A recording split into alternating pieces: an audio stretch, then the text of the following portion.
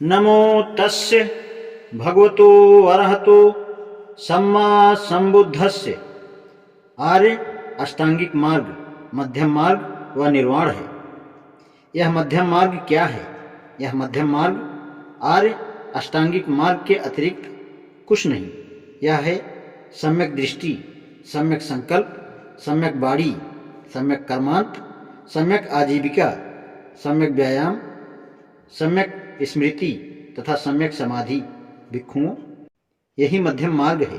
हाँ भिक्षुओं, क्रोध बुरी चीज है, द्वेष बुरी चीज है, ईर्ष्या बुरी चीज है, मात्सर्य बुरी चीज है, कंजूसपन बुरी चीज है, लालच बुरी चीज है, ढोंग बुरी चीज है, ठगी बुरी चीज है, उद्दंडता बुरी चीज है, मोह बुरी चीज है तथा प्रमाद बुरी चीज है।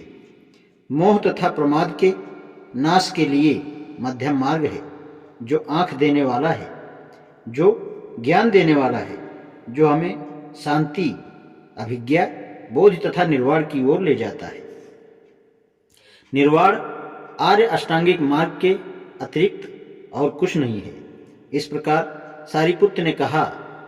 प्रसन्नचित्त भिक्षुगण सारिपुत्र का प्रवचन सुन प्रमुदित हुए।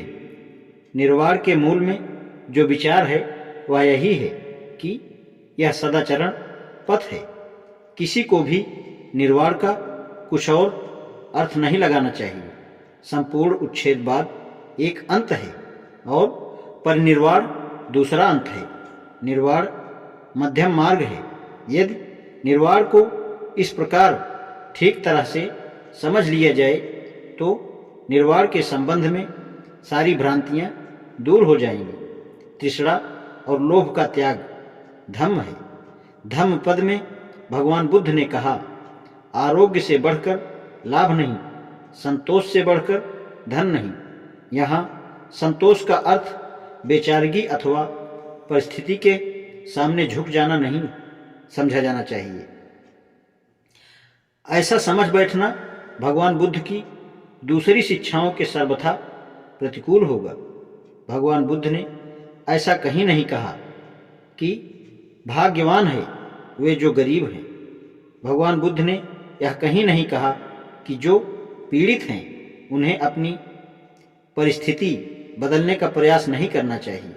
अपितु दूसरी ओर उन्होंने यह कहा है कि ऐश्वर्य का स्वागत है और उपेक्षावान होकर कष्ट सहते रहने के स्थान पर वीर उत्साहपूर्वक परिस्थिति को बदलने का प्रयास करने का उन्होंने उपदेश दिया है।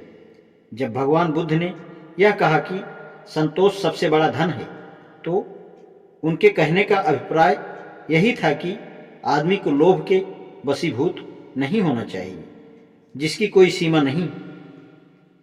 जैसा कि भिक्षु रट्ठपाल ने कहा, मैं धनियों को देखता हूँ जो मूर्खतावश अधिक से अधिक संग्रह ही करते रहते हैं, कभी भी किसी को कुछ नहीं देते।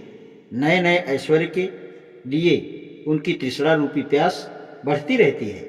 राजाओं को देखता हूँ कि जिनका राज्य समुद्र तक पहुँच गया है, किंतु अब वह समुद्र पार साम्राज्य स्थापित करने के लिए दुखी हैं। तृष्णा में पड़े हुए राजा और प्रजा दोनों ही मर जाते हैं। अभाव तथा अधिक अभाव में वे अपना शरीर त्याग देते हैं। इस पृथ्वी पर उनकी काम भोग की इच्छा की कभी तृप्ति ही नहीं हो पाती है। महानिदान सूत्र में भगवान बुद्ध ने आनंद को समझाते हुए लोभ को अपने बस में रखने की आवश्यकता पर बल दिया है। तथागत का वचन है, इस प्रकार आनंद लाभ की इच्छा करने से तृष्णा पैदा होती है।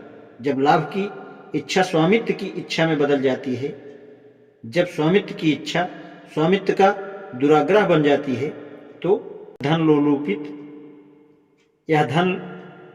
लोलुपता का रूप ले लेती है।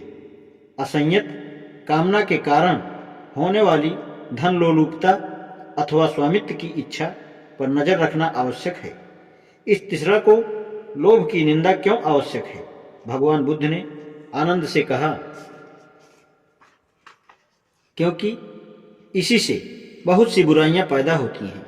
इसके कारण मुक्का मुक्की तक हो जाती है, आघात लगते हैं, लड़ाई झगड़े भी होते हैं, परस्पर विरोध भी होते हैं, कलह भी होती है, परस्पर निंदा तथा झूठ बोलना तक भी होता है। इसमें तनिक भी संदेह नहीं कि वर्ग संघर्ष का यह सही सही विश्लेषण है। इसीलिए भगवान बुद्ध ने तृष्णा और लोभ को बस में रखने पर बल दिया। आज इतना ही। नमो बुद्धाय।